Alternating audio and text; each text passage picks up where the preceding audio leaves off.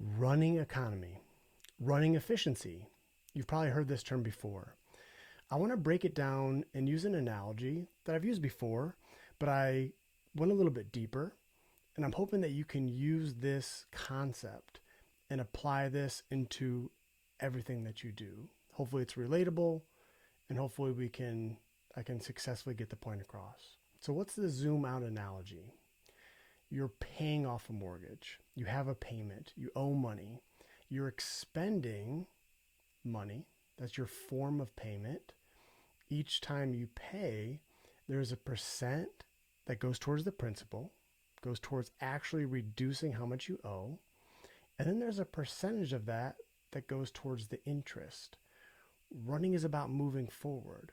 Moving forward is the goal. So when we're expending, not money, but energy, our goal is, can we maximize payments towards the principal of moving forward? And if it's not going towards paying on the principal and moving forward, it's paying on the interest. It's unnecessary. Can we maximize paying on the principal and minimize payments on the interest?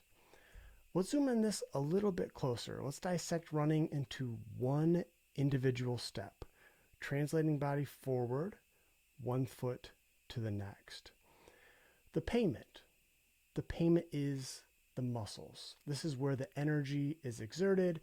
Then we have payments towards the principal or payments on the interest. Again, the principal is like the mortgage, the house going forward. Our goal is to maximize everything that when we propel, how we move forward, maximizing horizontal and minimizing vertical. That's going to be the interest from here. So of that payment, part is going towards the goal of the principal moving forward, part is on the interest, and then no matter what, we still have to pay taxes. Every time that we land, it's impossible to not break or slow yourself down at all when we run. Every action equal and opposite reaction. When you land, that force is coming back up at you towards your center of mass. It causes some braking, causes some slowing. The goal though is, can we minimize? We have to have some payment, but can we minimize the braking to maximize the forward momentum? So ideally, we're paying as low taxes as possible. And what's left, let's call this your running economy, your efficiency of forward movement. So let's say that you're exerting with each step, 100 units, whatever that is, 100 units. Let's say 80 of that goes towards the principal, goes towards the mortgage, helping to move you forward. And then 20 of those units, we're going up. We're leaving the ground and moving up and forward, as opposed to leaving the ground and moving horizontal and down. Then we still have to pay taxes on that. The ground is the form of payment. Ground reaction forces is GRF. Let's say arbitrarily 10 units is spent, taken away from the taxes. So now our running economy is 70 units or 70%, with 30% of that going towards the interest. So here's where this actually boils down. This is where we can apply this concept to mechanics, training, the way that you move, and working on reallocating resources. So ideally, here's your two different options. And you can do this immediately with the way that you run, the technique to change and improve your running economy, separate than how we train to try to even get more out of it. But here it is. You have options. Option one is running safer, which as a physical therapist, that's my number one priority. Safety above all. If you're injured, doesn't matter how fast you are. If you have to shut it down, you're injured. That's the most important. So can we lower effort, less exertion, even less force, but still maintain the same speed? How do we do that? So in this example, if we're paying $100 before, 70% is going towards the principal, 30% is on the interest, and we're at an 8:30 minute per mile pace or 5:17 minute per kilometer. What if we can spend 90? So we're spending less each step, and we've improved the ratio of the running economy of 80% now is going towards the principal, only 20% reducing some vertical, reducing the ground reaction forces, the taxes by leaning, which I'll get into another post. And can we spend less and maintain the same speed?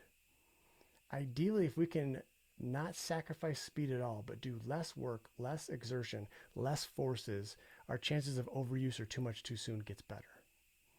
Here's where a lot of people love. How about speed? How about to run immediately faster?